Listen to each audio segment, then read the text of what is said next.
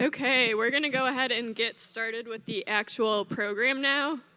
So thank you everyone for coming to the third annual Made in Crook County Tour. Despite the curveball that 2020 has been, we're glad to have the opportunity to spotlight some of our local businesses, both in person and for our virtual audience. I'm Kelsey Lucas, the Prineville Crook County Area Director for Economic Development for Central Oregon. I want to take a minute to thank all our wonderful sponsors that made this event happen today in a completely new format versus prior years. So this tech setup, streaming capabilities, and food and beverage would not be possible without Facebook, Republic Services, and Ben Broadband. So thank you all for your generous support. I also want to thank Busy Izzy's, Foundry 4, Ben Broadband, and the Prineville Chamber for all the swag bag goodies that we all get to take home today. Thank you to Landmark Catering for all the wonderful appetizers, Ellen Morningstar for her amazing film work, Hand in Hand and Flip Flop Sounds for all the tech setup. And then it also takes quite a team to make events go in the era of COVID. So I'm incredibly grateful for my board members, for all of the Edco staff, and for my family that didn't really have a choice in helping. So thank you for your help and your all-hands-on-deck attitude. Behind me are some highlights for Edco as a whole. So Edco has 5 different offices across the Tri-County area and works in partnership with all of our local city and county leadership to help move, start, and grow businesses in each respective area. Edco has assisted 39 businesses in Central Oregon in 2019 and 2020, creating 400 new jobs for Central Oregon residents. There are an additional 165 companies in the pipeline, and 260 interns have been placed regionally in the past 3 years through Youth Career Connect and in partnership with the Prineville Chamber here. Edco sees workforce development of the next generation as a competitive edge and why companies continue to find the work-life balance here attractive, the ability to grow with skilled people and maintain the quality of life nearly 5 million others visit the region for. Edco also participated in Oregon Economic Development Association's first virtual trade mission with 8 Vancouver, British Columbia companies via Zoom. The Team Oregon initiative that organizes these trade missions is composed of local, regional, and state economic development organizations, as well as statewide utility partners. This is one of the many testaments of how organizations have gotten creative and adapted during such a dynamic and restrictive year. All of our local Central Oregon economies have stayed extremely busy during such a trying time globally, and Prineville is no exception to this. In 2020, we have 6 new company projects, either completed or to be completed by the end of the year, and 2 local companies expanding their operations for a total of 8 projects this year, creating 38 new jobs in Crook County and bringing in an estimated $437,952,640 in capital investment. Edco was also able to work with our local partners, including the Chamber, City, County, COIC, the Prineville Downtown Association, Representative Vicki Breeze Iverson's office, and Facebook's Prineville Data Center to stand up a grant program in early April to mitigate some of the impacts of COVID on our local businesses. A total of 148 Crook County businesses and sole proprietors were awarded in the amount of $272,815 across all different local industries, and 82% of total applicants did receive awards, up to $2,500 per application. Edco Prineville is very excited to welcome our 2 newest members, both present at the event today, Republic Services and TCM, who is one of the amazing contractors working on the data center site in Prineville. We're so grateful for all our members and their belief and support in this program. Without your support, we would not be able to make economic development happen here. So for anyone else interested in membership, please reach out to any of our local board members or myself for more details. In other exciting news, we also have a large amount of industrial spec space coming online within the next couple of months. if not already available, in both Baldwin Industrial Park and the former wood grain mill site on Main Street. The Baldwin Industrial Park has 4 buildings at 10,000 square feet each with limited capacity left there, and then 50,000 square feet of upgraded space with 150,000 more to come at wood grain, and all of these spaces are for lease. This will set Prineville up to continue to grow manufacturing and other traded sector operations in the coming years, along with our inventory of industrial lands greater than 100 acres, one of the few cities in the state able to fulfill these opportunities. We have also seen an increasing amount of interest in property and hangar space at the Prineville Airport due to the upgrades happening up there, including a new fueling station, a new Forest Service rappel base, and extended utilities related to this project, opening up buildable acreage, both airside and landside, for general aviation operations and manufacturing. It's been so encouraging to see all the activity going on during such an unpredictable time, and it's an exciting time to be in Prineville.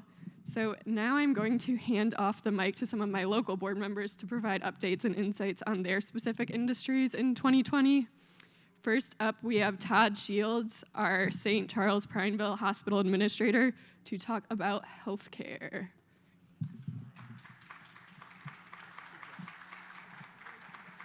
Can I touch it? You can once I wipe it. Okay. If I can get it out. Okay.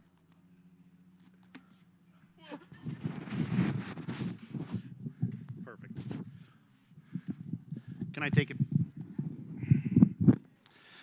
Hello, as Kelsey said, my name's Todd Shields, and I'm the hospital administrator for St. Charles Prineville. I've been with St. Charles for about 24 years now, and I've been in this role for about a year and a half, and it is by far the best role I've had in my time at St. Charles, and it's really based on this community here, so really love it. I don't have a big formal speech for you because it was kind of funny. As I got here, I asked Kelsey, hey, what do you need from me? Because I just saw that I was an extra. And she goes, oh, you're speaking. Did you know that? And I did not. So, but I can talk for a couple minutes about healthcare for sure. So I have a couple things that I could talk about. One is COVID. And I'm not really going to spend any time talking about COVID because it's in the news every day. I will say, for those that have asked, is if we have a positive COVID patient in Crook County that comes to St. Charles Prineville, they are all, and they need to be admitted, they are transferred to Bend. So just wanted people to know that. Not everyone seemed to know that that was the case. So what I really want to share with you all is some of the changes and things that we've done since I started. So a part of my job as being the hospital administrator was to do some listening sessions and talk with the community about some of the struggles and challenges with healthcare. And what I heard overwhelmingly was the struggles that we had with access to our primary care services. So heard that all across the board. So I just want to talk really quickly about some of the changes that we've made to help improve that. So we have recently brought on an additional physician, Dr. Jenna Daly. So that brings our physician count now here in Prineville, family care docs, to 9 doctors. In addition, we brought on 2 more APPs, advanced practice providers, for a total of 6. So we have 15 providers now that are based here in Prineville only. With that, the other thing we heard is you can't get services on the weekend and you can't get services after hours. So when all of this COVID craziness started, we had opened up an ICC, an immediate care center, here in Prineville, in the hospital there, and that opened up on March 3rd. So if you think of the timing, March 3rd, and then a lot of shutdowns started to happen mid-March. So that has been very successful, though. It does run from from 11 in the morning until 8 o'clock at night, 7 days a week. So you do not have to be a St. Charles established patient to receive care there. And what that's done for our community, as well as for people looking for care at the right time, right place, at the right cost, it's opened up access. Our ED, emergency department, has decreased by 28 to 30% since we've opened. So, which is actually great because you don't want people to receive their primary care in the emergency department. So, continues to be a big focus for us around access. And in addition, we also got a new surgeon, Dr. Sam Garbas.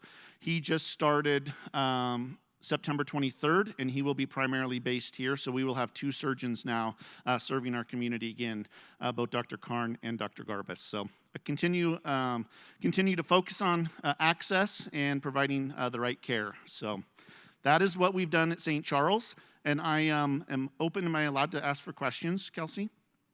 Anyone have any questions? As Seth Crawford is coming up next here. No. All right. Seth, you are up next.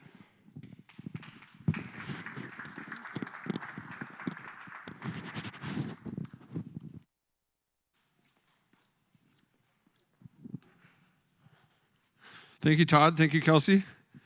So I don't know if people have been following the numbers at the county, not COVID, but actual permits pulled at the county.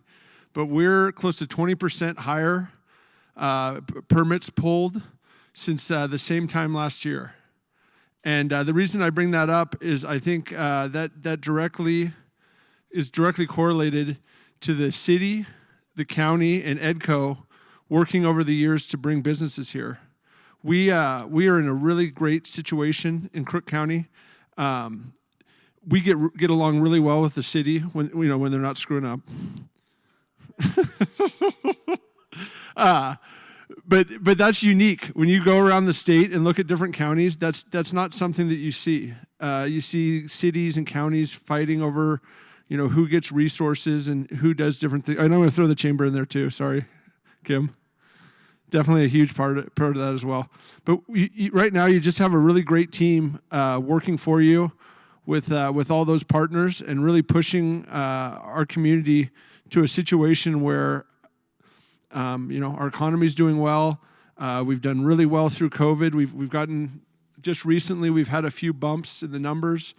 I was on a call with the state right before I got here, really pushing them to give us a waiver to leave our schools open. Unfortunately, Kate Brown's our governor, so I can't figure if that's going to happen or not. But it's just great to be a part of a really great team that's really pulling in the right direction. So, does anybody have any questions? I'll start calling on people. All right. Oh, Tim DeBoot, you're next.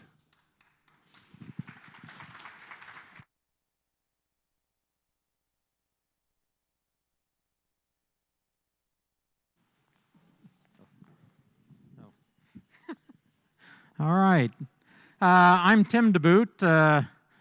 Spent a career working for Oregon State University Extension Service here in Crook County and retired a couple of years ago and was fortunate to get hired by the county to help coordinate their natural resource program. So I sort of represent ag and natural resources on our local Edco committee.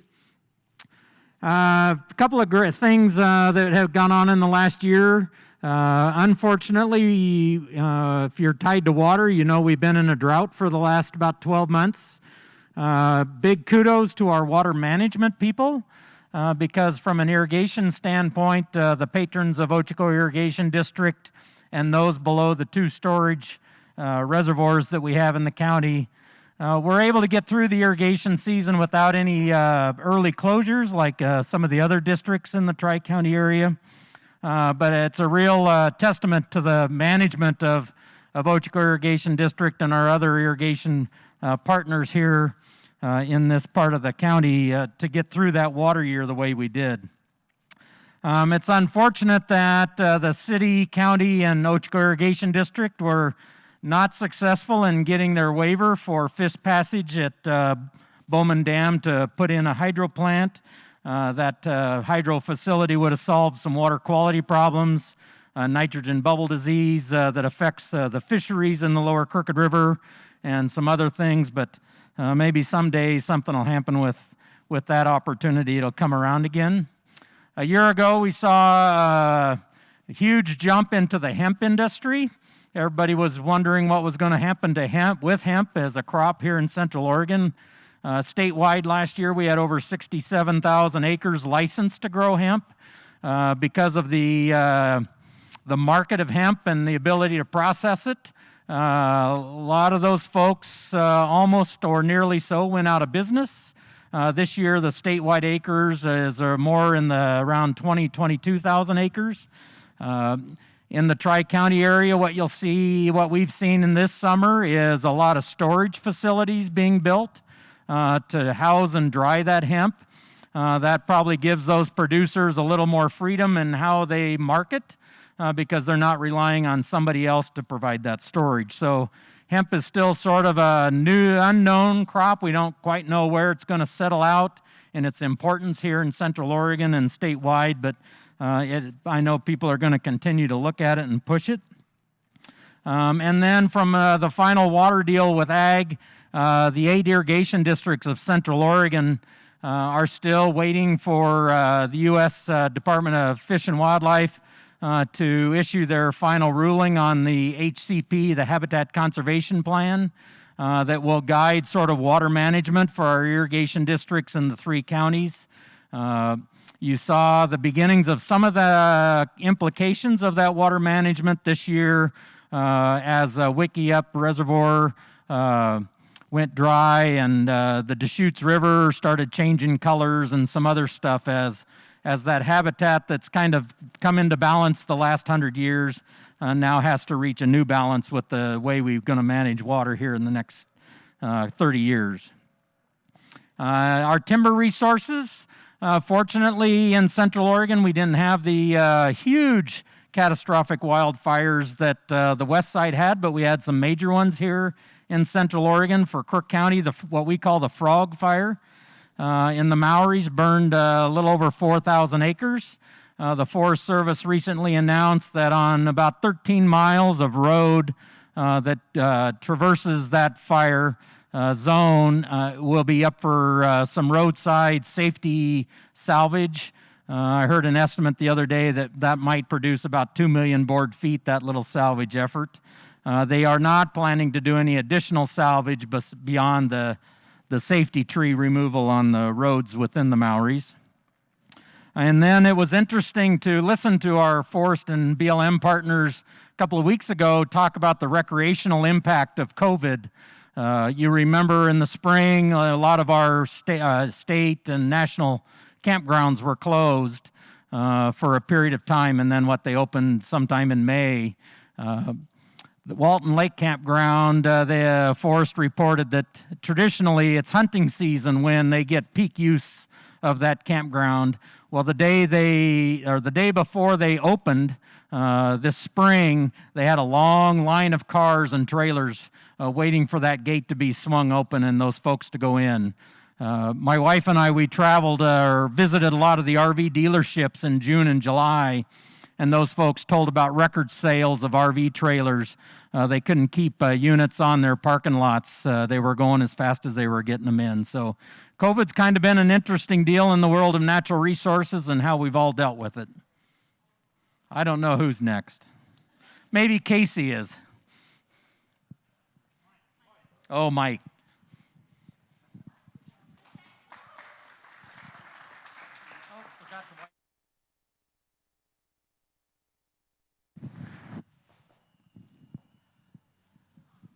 Well, hello, and thanks you guys for coming. Mike Warren with Crook County Properties here in Prineville. And some of the things that Seth had mentioned about, is one thing I was going to bring up about the permits. Permits have been way up. Bare land sales have been, especially smaller parcels, have been really hot lately. A lot of people building, a lot of people coming in from out of the area. What I'm seeing commercial-wise is people coming in that have a company, maybe in Hillsboro or, Vancouver somewhere, and they want to venture into Central Oregon, but they can't do it in Deschutes County. I mean, they can't do it. It's not cost effective. I hear over and over again how easy that the planning departments in both the city and the county are to work with. compared to some of the other counties, even around Oregon. So we're seeing a lot of people come in, not just from the valley, though. We're seeing it from all over. And it's been interesting to watch people come in, and once they're here and looking around Prineville, the comments I get, from clients coming in is just that people are very friendly. People are easy to work with. People aren't pushing them away just because they're an outsider. So that's good to hear. The industry itself is, when the announcement first came in to shut everything down, we definitely saw a lull in the activity. The other thing that happened after that is sellers got a little panicked, and therefore they reduced their prices. So we had a little bit of a dip in the market. Right now, though, our sales are far above what they were this time last year, not only in volume but price-wise.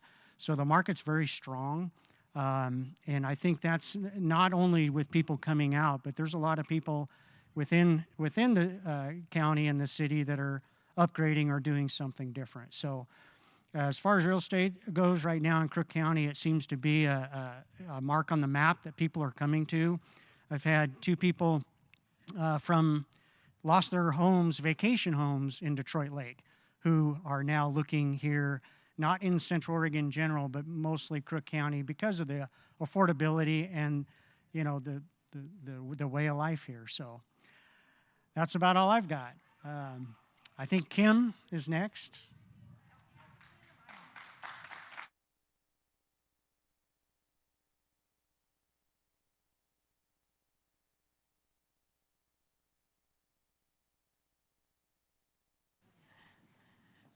Okay, trying to touch on stuff other people didn't touch on. So really quickly, I will just go over kind of what the Chamber's been involved in. So Kelsey talked earlier about the grant program, the task force that was put together early on with COVID. So we were the fiscal agent at the Chamber. So we got to be everyone's favorite person that handed a ton of checks out, which has been awesome. We're continuing to do that. There's now round 4 of grants going out. So I heard the money is gone, though, so there's that. In terms of the other things we're doing for businesses, we are starting to get back to events. We're being super careful about it, but we're trying to do events that bring business back into Prineville. So you guys will see on Halloween, we are doing Candy Crawl. For Small Business Saturday, which is the Saturday right after Thanksgiving, we got quite a large grant from Facebook to pretty much go around to our local businesses, buy a bunch of gift cards for swag bags, and then promote people to shop locally. So you're not going to want to miss that when you see it, because it's going to be worth it. And then for tourism, I've kept a really close eye on it. So statewide, the numbers I've been told is that in Portland, occupancy has been down 50 to 70%. In Bend, it's been down about 35%. So in Prineville and Crook County, the numbers that I'm seeing, and when I check in with our local hotels, 20% is about the max recently that they're down, and there have been some weekends when they're actually full. So what's happening is in rural communities where the numbers are low, where there's more wide spaces, people would rather travel here than go to a resort, go on a cruise, go on an airplane. So we're actually benefiting from that. And when we get in, like our transit room tax, which is what helps fund the Chamber, the max that we've seen, that down is about 20%, which as a whole for the industry is amazing. So we're doing pretty well. We're continuing to do what we can to support the community. We're not necessarily supporting tourism just because we want to keep our community safe. But if you guys ever have any ideas of things we can do, anything you want to do to support us or help us get out there, let us know, because it's been a challenging year. We're working on the Christmas parade. It's going to happen in some way, shape, or form. But yeah, we're open to any ideas or anything like that. So thank you guys for being involved with us and doing everything you can to support the Chamber. Casey? And Casey, you can talk about how great I'm doing at the Chamber. That was the first thing on my list. I thought.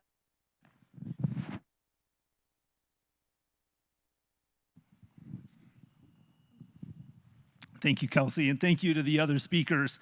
I there's already been so much said about a lot of the good stuff that's going on out here in Crook County, but I wanted to touch really briefly on a couple of factors that I think are kind of unique about our area that have really helped us succeed in creating an environment that's conducive to business here in Crook County.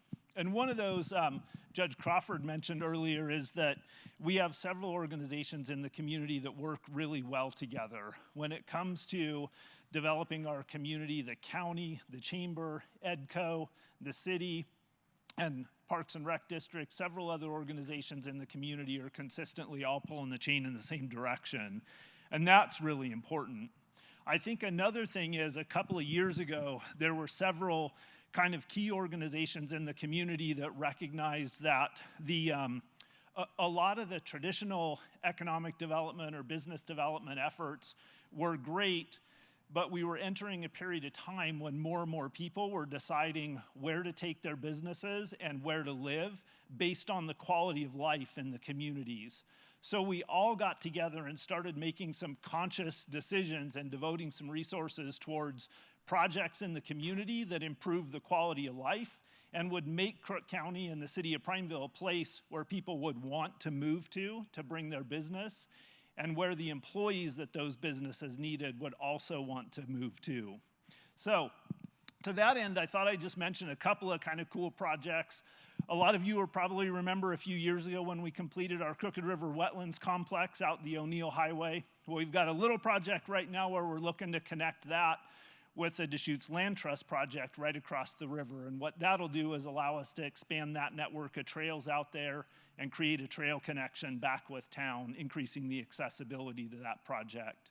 So that's an example of a project that, well, number one, it increased the capacity of our wastewater treatment system in a very cost-effective way. But number two, it created an amenity in the people that at this point, dozens and dozens of people a day are out there walking, riding bikes, bird watching. And we have people, I'm sure Kim's heard from people that come into town because they've heard about that project. Also, a couple of years ago, the city purchased a little over 400 acres of land up on Barnes Butte. You can almost see that from here. And just this year, we completed the concept plan that basically created the blueprint for how we'll build out about 600 contiguous acres of recreation area and open space, over 15 miles of trails, outdoor education opportunities, kiosks, et cetera, out there. We've got a 3rd Street corridor project going on right now that'll upgrade the signal timing through downtown Prineville, increasing our ability to be able to manage the flow of traffic through there, but also we leveraged into that project about 7 blocks worth of downtown streetscape improvements. So that'll completely change the look and feel of a good section of our downtown, adding decorative lighting, street trees, pedestrian improvements, things like that. On the front of just making it as easy as we can for people to build, create businesses, and develop here, I wanted to report a couple of things, again, tying back to some of Mike's points and Seth's points and even Kim's points to a degree. Right now, the city of Prineville is turning around single-family home applications, site plan review applications in an average of 2 days. So find another place in Central Oregon that'll turn around a new home application in 2 days. Commercial industrial developments, outright uses, changes of use, things like that, things that directly help our business community grow, will turn around in the average of about 2 to 3 weeks. Again, find me another place that can turn those around that fast. Even our conditional use approvals are generally taking very little more time beyond what the required state notices are. So I've probably used up more than my 2 minutes, so I'll leave it at that. But thanks again to Kelsey. We really appreciate the partnership with Edco and so many of the other organizations here today.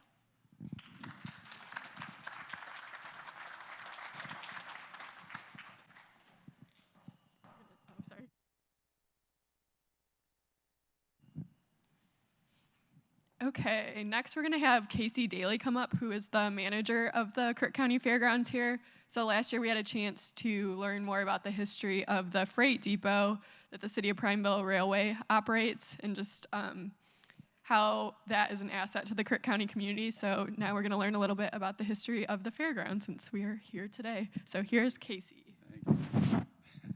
Welcome. I don't know how much history I'm going to get into, but I just wanted to give a little bit of an update of what's going on at the fairgrounds. Like everybody else, we've had to adapt to change and you're standing in one of them. This tent is a pretty popular spot these days just because people can gather here. Most of our marquee events here this last spring got canceled, which was a big blow to the community. Every year we look forward to races, rodeo. Fortunately, we were able to pull off fair, which we were one of 4 fairs here in the whole state of Oregon that was able to go. So we're pretty proud of that we were able to pull that off.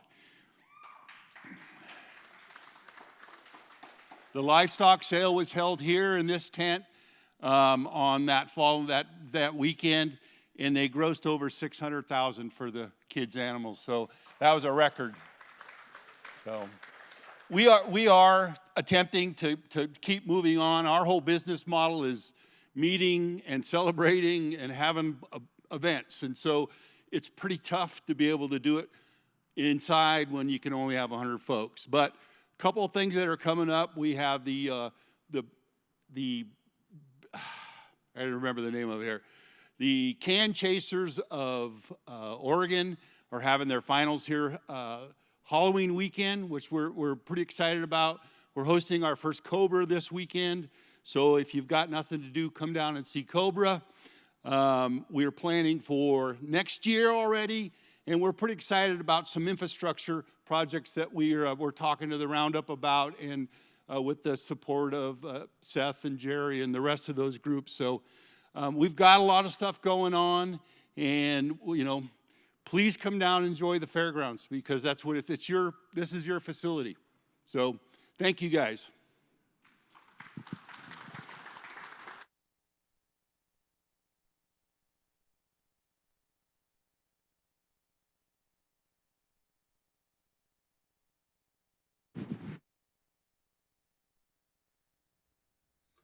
Hi everybody, I'm William from Facebook. I'm so proud to be part of the Prineville, Crook County business community. You all work so hard and do so much for the people of Crook County. This tour is really a celebration of all of your hard work and accomplishments. One of the key parts of everyone's job at Facebook is to help support small businesses. And we've helped 90 million small businesses grow their online presence. But to those of us at the Prineville Data Center, none of those are as important as all of you here today. This tour is such a cool idea, thanks to Kelsey and the team at EDCO, Judge Crawford, all the county commissioners, the city officials, and of course the Chamber of Commerce. We love things like this tour to show off small businesses, and we have a lot more planned for November. Please join us November 18th. We're gonna have a special virtual small business training. And then November 28th, we're going to have an awesome small business Saturday right here in Crook County. So please mark those on your calendar. Thanks again to everyone for coming out, and be safe out there.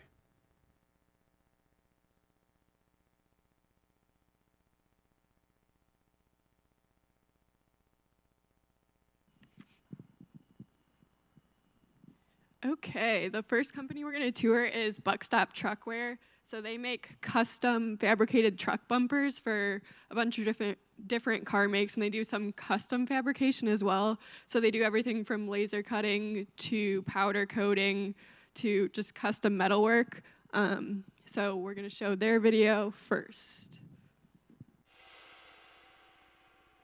My name is Tristan Hartfield, and I own Buckstop Truckware, a manufacturing company in Prineville, Oregon.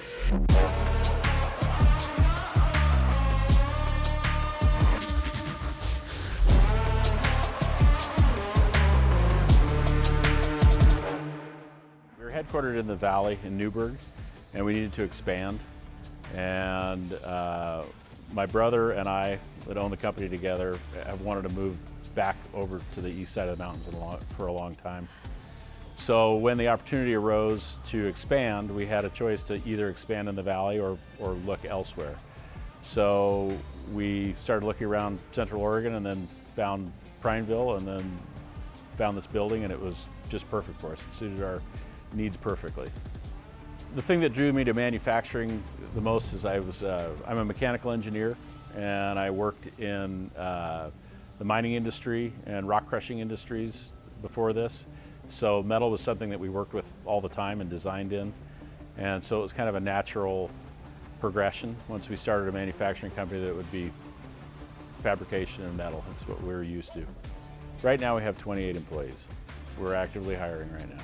We have everything from human resources to fabrication to general labor, machining, sales. Our customers are worldwide. We ship into Canada, we ship to Australia. We've shipped pretty much all around the world. The vast majority are in the continental United States, and probably the most are in Oregon, actually, as far as account. We already have distribution channels set up, so it makes sense for us to make more parts that can go down those distribution channels. But we find new markets all the time. Overland camping and things is one market that's been kind of going for the last 5-10 years, something like that. And with COVID and all that, everybody's getting out, everybody's camping, so that's really exploded. There's bigger money in overland as far as shows and things like that, so it's a market that's definitely progressing. You can see the interest out of the bigger corporations in the United States like Ford and Jeep, that they're starting to cater to this, Toyota. So it's definitely something that's on everybody's radar, and it's definitely a growth, albeit a niche industry, it's a growth industry. 18-24 months have been great. It was a little stagnant out of the recession and that, but we're back on a growth pattern now. Back then we used to say that flat was the new up because everybody was having a tough time, but we're definitely growing. COVID's positively affected our sales. We've grown immensely. I think my favorite part to owning my own company is the freedom that I get to enjoy. You get to go and go in whatever direction you want to. It's fun to put a team together to help create this and share the responsibility and share the fun parts. I'm not good at having people tell me what to do, honestly. I'm not interested in that. I think the most exciting thing is just realizing the potential, and it's as vast as your imagination can be. You know, we're getting more and more equipment. We're capable of more and more things every day, and that's the spots that we're starting to grow into. Different interests. But it's just the potential's massive. It's as much energy as you can throw at it, it will consume. I think the biggest hurdle is the government. The bigger you get, the more things you have to satisfy, the more OSHA requirements you have to satisfy, the more reporting you have to do, the higher the taxes are, all that kind of stuff. And that just wears on you, because if you don't have a lawyer in-house, which we don't, you have to just kind of suffer through and figure it out, and it's difficult. The tax that they passed here in the last 12 months on the Oregon business tax, I don't know if they still haven't figured out what we owe. And it's just ridiculous. They're passing laws that they don't know what the ramifications are. So it's difficult to keep up with it. And whether you like it or you don't, you certainly don't want to, you want to comply, but it's very difficult to comply because it's a moving target constantly. The additional spots we're working on right now are in suspension systems. So we're in development on 3 different major suspension components mainly in the fire truck area, some in the civilian vehicles, but that's a new spot for us. We haven't done suspensions historically, and over the last 12 to 18 months we've started to make more and more and more of those components. So it only makes sense if you're already making it for one project to put those out to a greater amount of customers. So we're in development on those as we speak. The suspension system would be suspension components, control arms, springs, shock absorbers, wheels. We're developing a wheel right now that's a 7,000 pound rated wheel built out of California. And then we do finished machining on it here, but it's will be DOT compliant, and it will work with our conversion systems. We are first and foremost a custom manufacturer of winch bumpers for vehicles. And by custom, it's not that we'll build anything for anybody, but there are options that go in each unit. It's kind of like ordering a vehicle or going to the car lot, where you could get it, with this platinum package, or you could get it with air conditioning only, or things like that. So in any one platform, we have many, many different options that fit that vehicle. So we are very much a custom manufacturer, and the orders go through one at a time, and are literally built for the end customer from the beginning. We do have some generic inventory, what we call Model T inventory, where it's just one style and it's black, and that's what we have for warehouse. But there are so many custom options that it's very, very difficult to inventory for this piece. So,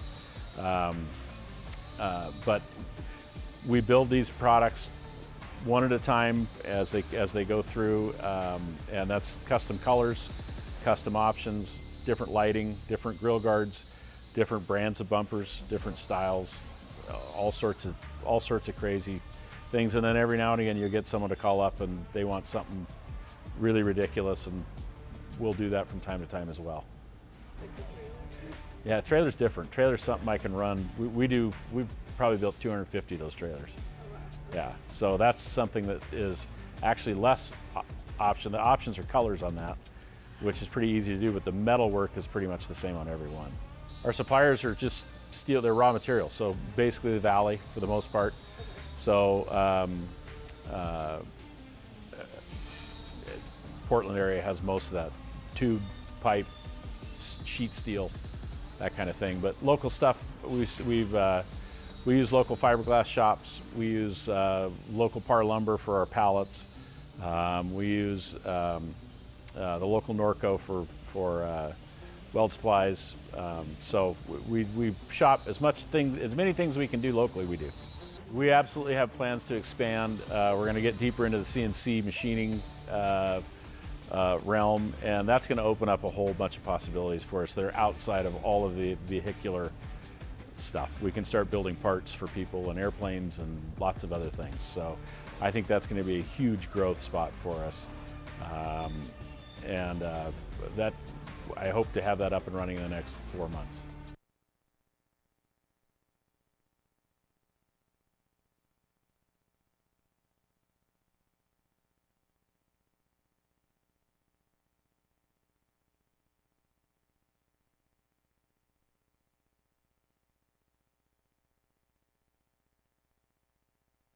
One moment.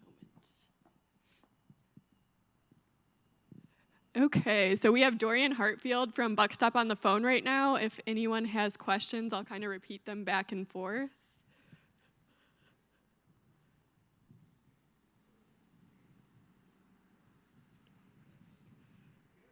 Anybody?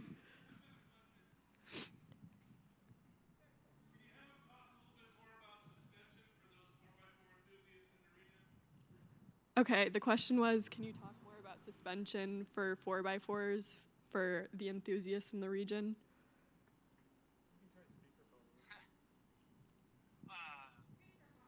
Not really. We do a suspension kit for one kit for fire trucks, both for Fords and for Dodge, but they're 5500 and F550 trucks, and that's it. So it's not really a across the board, available to everybody type of deal.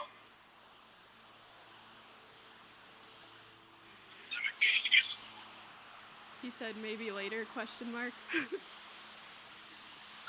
We do have an F350 kit, F350, 250 for 11 and up. And matter of fact, we're working on, I guess, actually to open up, we are developing Toyota kits for Tundra, Tacoma, 4Runner, and then we're going to expand down to the F250 through 350 from about 08 and up.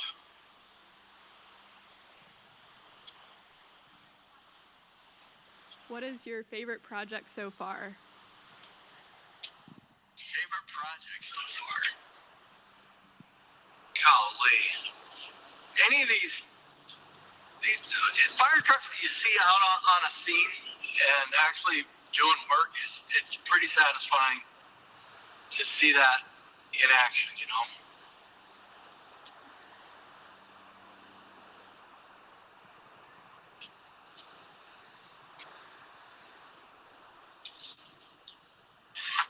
Let's see. Any other questions?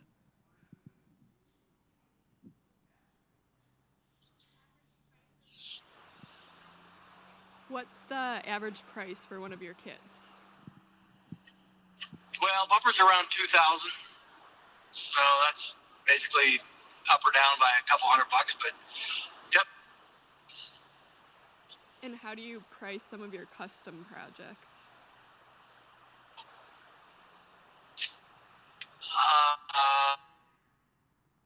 We have a lot of options, you know, but it's a combination of kind of off-the-shelf options that ends up with a highly configured, quote-unquote, custom deal. But it's all pre-organized, I guess is what you'd say. So we're not really quoting full-on custom. Okay.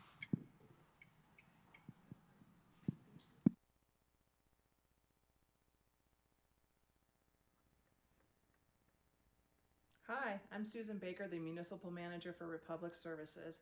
Back in February, Republic Services acquired Prineville Disposal and Septic Pros. We continue to have the same local team providing services out of our Prineville office. In addition to trash and recycling services, we rent large containers to help with your cleanup or junk removal projects. We also provide portable toilets and hand washing stations for all your events through our Septic Pros division. One of the things I love most about my job is I get to work with great organizations like Edco, and we're super excited to support programs like the Made in Crook County Tour. Thank you.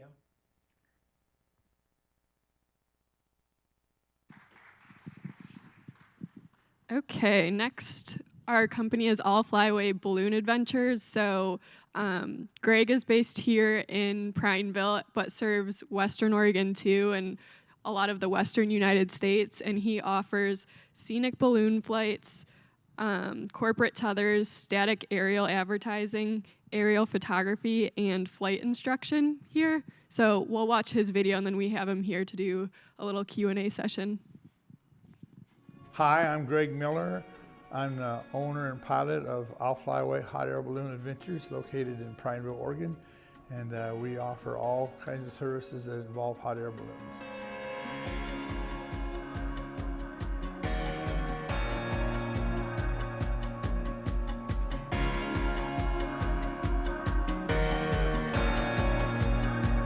We've been in business for 25 years. We were in the Salem, Oregon area for a while, and then we were in Boise, and then 8 years ago we located to Prineville, and that's where we're at now. For one, it's the clean air, the high elevation, the beautiful areas to fly in, and it's just a great spot to be in, a small little town to be in.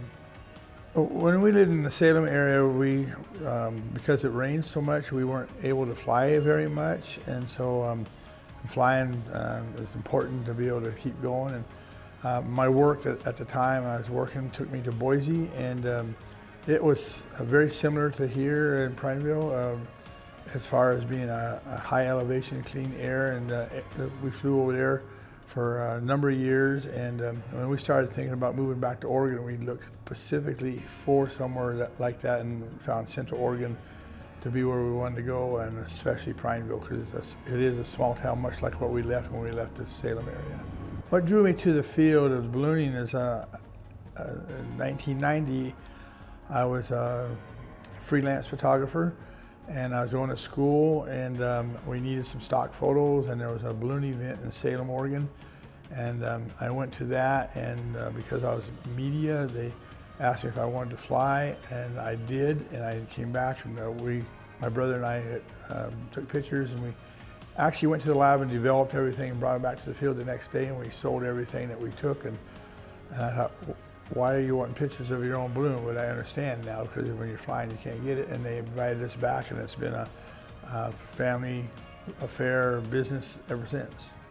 The kind of training you need for a balloon pilot is first you get a student license, which is pretty much just you go in and apply and get a certificate that says that you're allowed to fly with somebody. And then you have to have a private license, and that requires several hours of flight in the basket with a certified flight instructor, and then a written test, knowledge test, and then you fly with a designated examiner from the FAA, and he gives you an oral test and a written and a flight proficiency test. If you pass that, you become a private pilot, and then that gives you the license to learn basically, and then you go get your commercial so that you can take flights and do advertising and stuff. The number of years it took for the whole process was I started the process in '95 as a student, and then in 1996 I got my private license. In 1997 I got my commercial license, and that basically was because where I lived, the flying was very limited, and we could only fly in just a couple of months out of the year. Where that's one of the reasons I like being in the Prineville area, is that I can fly pretty much year round in the Prineville area. If I'm flying in a certain area, I call and let them know, and then if an airplane is coming into an airport and they are getting briefing for what runway would be the best, the tower will tell them, be advised that there's a hot air balloon that's 5 nautical miles of Redmond, and that be aware there's one in the sky. So that's the first entity we have to do, is comply with all the FAA regulations. And then as a pilot, I have to have my skills reviewed every 2 years by a certified flight instructor to make sure that I'm still complacent in being able to fly. And then as my equipment also has to be checked every year and signed off by an inspection station, so that to make sure the equipment is safe. So there's several federal regulations that dominate it, but it's very important that we do it, because we can't fly if the balloon's not current or the pilot's not current. So it's controlled by the FAA, and then we belong to other smaller groups that are local clubs and national clubs as well that are part of that for our continuing education. It requires 5 crew people plus myself to fly my balloons. I can do it with 3, and I have different size balloons, but I can do it as low as 3, but I need a minimum of 5 to cover all spots. And they're all volunteers. When we put on events or go to events, sometimes we have 1 or 2 part-time employees that are paid, and then everybody else are volunteers, but without the volunteers we could never do it. Well, my customer base is kind of interesting because I came from the Salem area, went to Boise, and now I'm in the Central Oregon area. My customer base kind of is from all over, but I have a lot that come through that are tourism that come through and choose to fly with us in Central Oregon, but we fly in Idaho, Washington, Oregon, Northern California, Wyoming, and New Mexico. And so we have a customer base in each of those areas, and when we're going to be in those areas, then they know about it and they can get a hold of me and we can plan accordingly. We have a lot of main events that we participate in. We have one that's been going they've all been going for a number of years, but the one in Boise, Idaho has been going for about 35 years. That's one of our favorite events. It's over Labor Day weekend. And then we go to Walla Walla in October. We go to Albuquerque the first 10 days of October. We do events in Portland and Albany and Prosser, Washington, and Northern California. Has COVID affected our business? Yes, it has, very much. It's restricted us in the number of people we can have. But it takes 5 plus myself, and if you have 2 passengers, so that's 8. And it affects us on how we get to the landing site after we take off. The crew have to follow in a van or 2 vans so they can be separated as much as possible. They have to wear masks. The passengers have to wear masks. The listings, people are afraid to come out. I've had a lot of cancellations. Virtually, attend 15 major events a year, and they were all canceled but one. And so all of our events have been canceled, which is a large part of what we do is going to events. And COVID's affected us as well as getting crew and keeping them safe and that they feel comfortable. It's had a very profound impact on us, that we saw our events drop from virtually every weekend starting in March until the end of October, drop down to maybe once a month we'd have a flight. As far as events out of town, we've pretty much had everything canceled that was out of town except for one that we went to in Riverton, Wyoming. But other than that, all of our events have pretty much been canceled because of COVID. So what we've done is try to make ourselves more available to the local market. And we've been fortunate to average here in October and September, we've been averaging one flight a week, which has all been local people coming to the Prineville area, or they live in the Prineville area and they're coming to see us here rather than traveling to a major event. My favorite part about owning a small business, I've been doing this for 25 years and I have in excess of 1,000 flights, and my favorite part is seeing the expression on the people's face when they see the balloon inflating, and then when they're flying, and then what their expression is when we're landing, and the scenery below us, and how excited they are, and how they are just very excited. I get very happy when I see how it makes people's day, and then how the people on the ground waving at us, and how it makes their day when they see us, and having pictures show up, you know, on Facebook that we saw you, and I know they come from all over the place, and that's probably my favorite part, is to see how it makes other people happy when they see us fly. My biggest hurdle in owning a business of that type is that it is seasonal. It's kind of directional. I mean, not everybody can come. I don't have an office that you can just come to and knock on the door and let's go for a flight, or they can't schedule it at 7 o'clock in the morning or 12 noon or whatever. It has to be at sunrise. It has to be pre-planned. It has to be with weather conditions being right. And so it's all pretty much, you know, they find us in the advertising, in the local papers, on social media, from the chamber directories, and the 3 that I belong to. They find us in, you know, referrals, business cards, different things. But the people have to find us and come to us. So it's been a real hurdle not to be able to have just a place where you can walk into. But because our business is such that we could never operate out of an office, we'd have to operate our field where we launch from would have to be our office. So that makes it a little challenging. But when this COVID has affected us a lot, but normally we're busy and we fly a lot, and we're pretty much known all through, especially in the Prineville area, but throughout Central Oregon, we're pretty much known that they'll see us and say, hey, I saw you up, because it's pretty hard to miss us.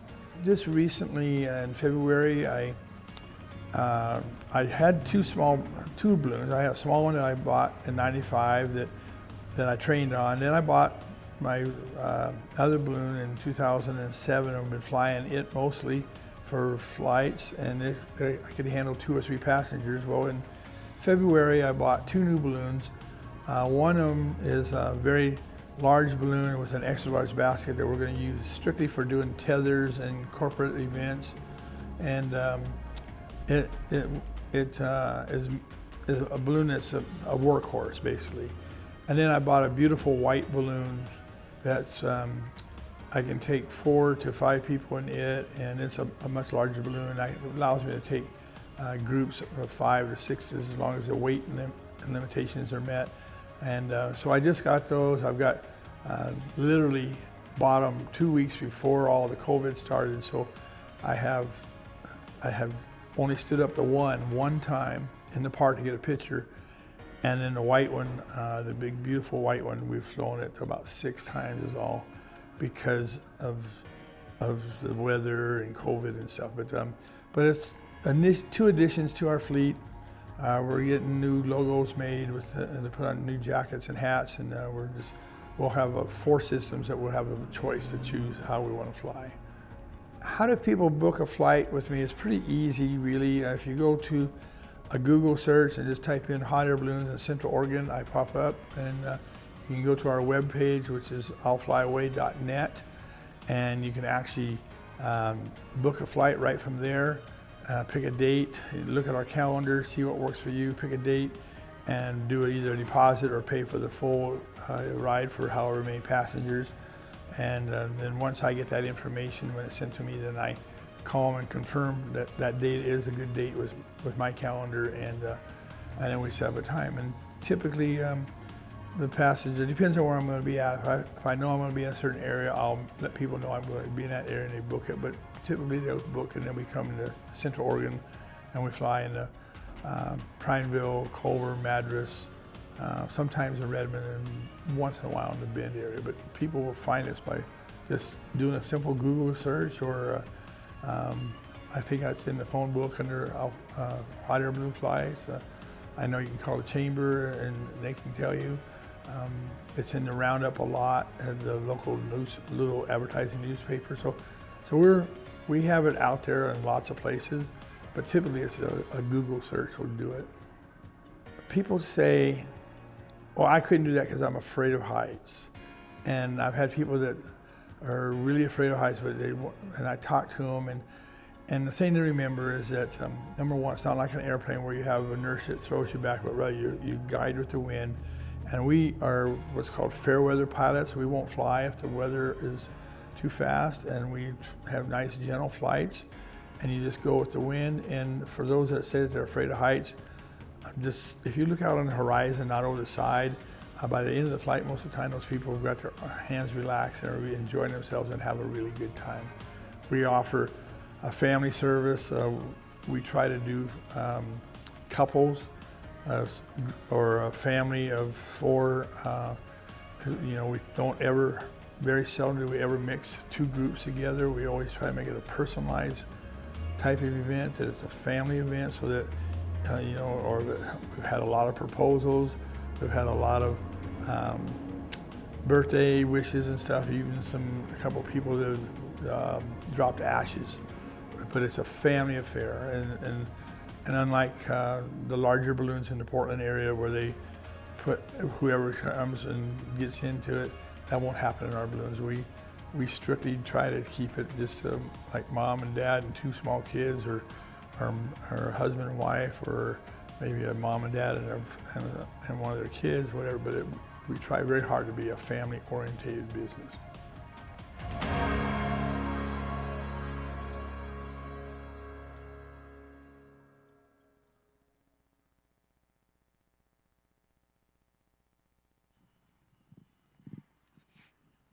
Okay, so now we're going to have Greg Miller, the balloon pilot, come up and answer some questions. And there will be brochures with more information and contact info if you want to reach out in your bags that you take on the way out. Thank you, Kelsey. I'm honored to be one of the recognized businesses today. I really am. And I know so many of you because we've been here for a little over 7 years, and we're members of the Chamber of Commerce. But from day one, the city of Prineville, Crook County Parks and Rec, Edco, the Chamber of Commerce have reached out to us and welcomed us with welcoming arms. And you've probably seen us in the air. We launched from Stryker Park right downtown. If you've seen a balloon in the air, I'm either flying it, I own it, or I'm teaching somebody to fly it, or I've invited them to come fly with me. And if I don't know them, then I'm going to go find out who they are. But I'm very honored. Thank you for bringing us here. Edco and Chamber of Commerce has been very helpful with us with the grants. As I mentioned, our business is way down because of COVID, but because of the grants. Kim called me when it first came out and said, you need to come see me. And it has been a very beneficial thing to us. We are a family business.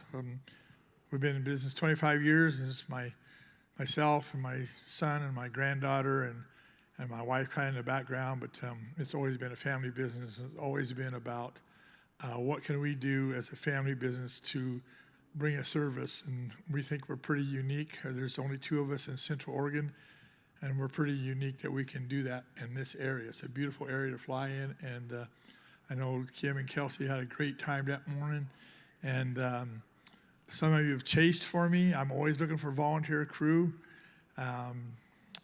You know, we've had our events over the 4th of July. We've had for 7 years. We've had an event here over the 4th of July, and you've been part of that, and businesses have supported us for that. And so I'm very grateful to the town, the community, and everybody for reaching out to us. Questions? So do we have any questions this afternoon?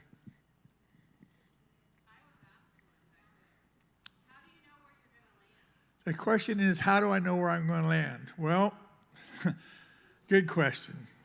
I'll take some grass and toss it up in the air, and the way it goes, and that's where we go. And we literally are controlled by the wind. I don't have any steering wheel or rudder. I can't put a fan on the back of it to blow it in air. I can't move like a blimp does or an airplane.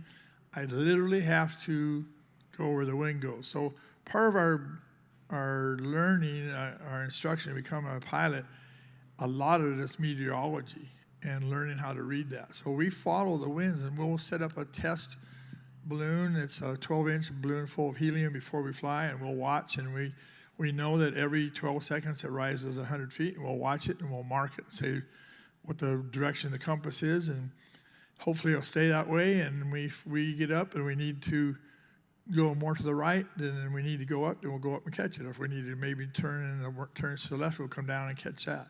But we literally are at the mercy of God's hands with the wind. What's the highest you've been? That's a good question. We were in Boise, Idaho, and we were doing what's called a long jump.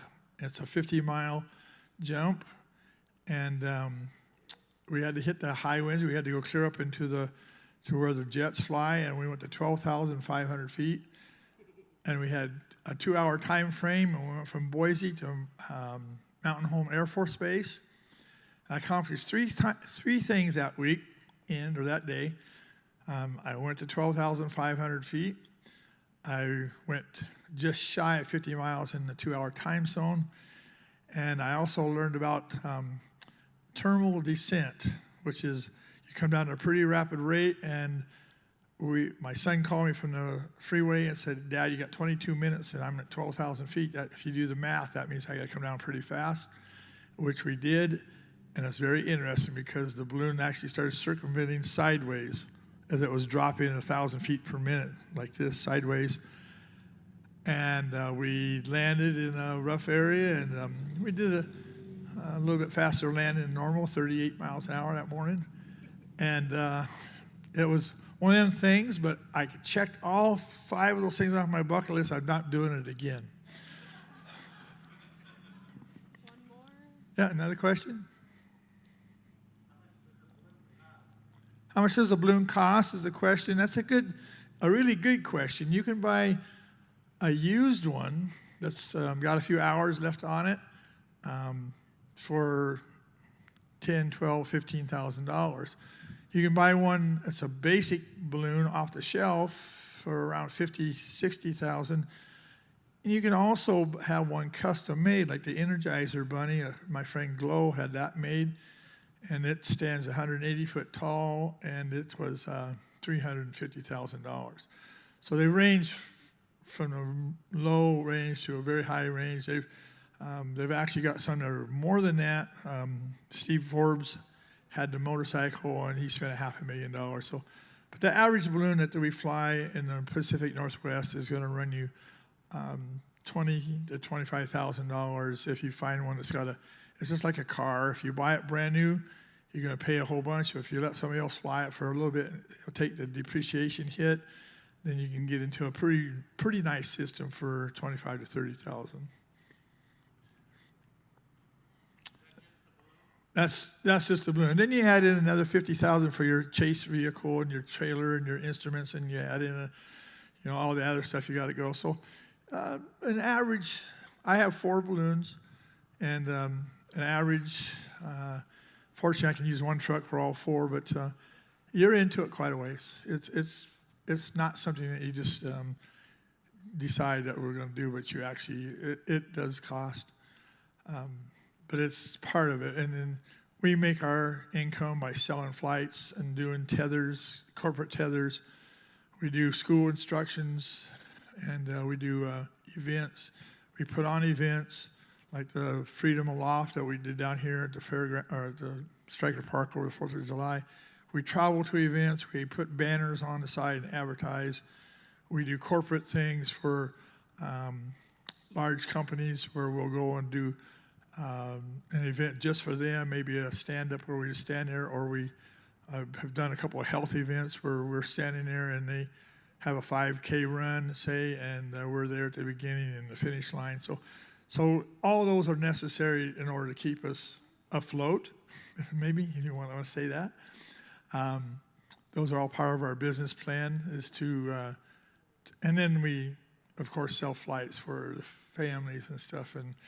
And like I said earlier, my biggest joy is to be able to take up, we represent small business, and we like to fly over to Crook County, and we like to take up some families, mom and dad, a couple of kids, or a couple celebrating an anniversary or proposals.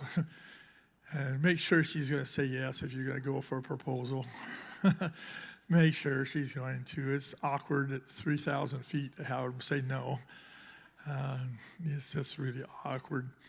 I know the question was asked, what does a balloon ride, we call it a flight, balloon flight cost? We're pretty competitive with the Portland market. Our prices in this area are $279 for a single person, which we have a balloon that we can do just one person. It's $250 a person for two, and then it's $225 a person for 3 or more, and we can go up to 6 depending on our weight. So we're pretty competitive. The Portland market has several flying companies, but they also specialize, and you'll get to fly with 8 of your best friends you never knew before. Where in my balloon, you're going to fly with your family and your loved ones. Anything else? I do. Actually, that's what started me in the whole thing. As a freelance photographer in business, I went to a balloon rally in Salem, Oregon in 1989, and we were part of I had Media Pass, so we went up and we took pictures, and we literally, my brother and I took pictures of everything that was flying around us and went to the lab and developed them. That's back in the days when we had film, for those of you that are younger than 30. We had film. We went and developed them and came back, and people loved them, and we sold everything. And then they invited us back, and it became an instant family affair. My boys were 9 and 12, and I said, well, if I can bring them, it's a deal, and we brought them. And we go up a lot and do a lot of photography. There's a couple of pictures here in town, and one of them's ours. That was done one morning. That's a panoramic view of how the town has changed over a 10-year period. And we take a lot of people up and do a lot of photography, and we have a lot of people that take pictures and send them to us and create memories that way. We've used our balloon for a backdrop a lot for weddings and different senior pictures and all kinds of stuff. We use the balloons for that. And on a good day, and if it's not wet or anything, I'll allow you to even come inside the balloon and do a wedding or pictures or photography or senior portraits or whatever on the inside. So it's very much for that reason. It's a great backdrop. It's hard to miss it. So my smallest balloon is 60 foot tall. My biggest one is 82 feet tall. So it's pretty hard to miss a billboard that size. And so and it's very colorful, and it seems to most people enjoy it. There's a few that don't, but I think they just don't like being woke up by the sound of the burner at 7 o'clock in the morning on a Sunday. But other than that, but we do a lot of photography and take people up for that exact reason. So again, I just want to say thank you, Kelsey, for letting me be part of this. I hope I didn't go too long, and I really appreciate it. Thank you.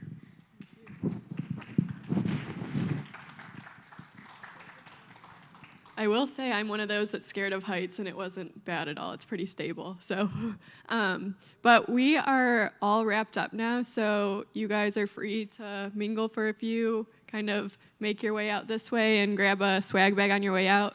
And thank you again to Facebook Republic Services and Ben Broadband for sponsoring, and for all of our sponsors for the swag bags. The whiskey does not have a label, so that is Foundry 4's. They put a coaster in there, and then everything else has information with it. So thank you so much for coming.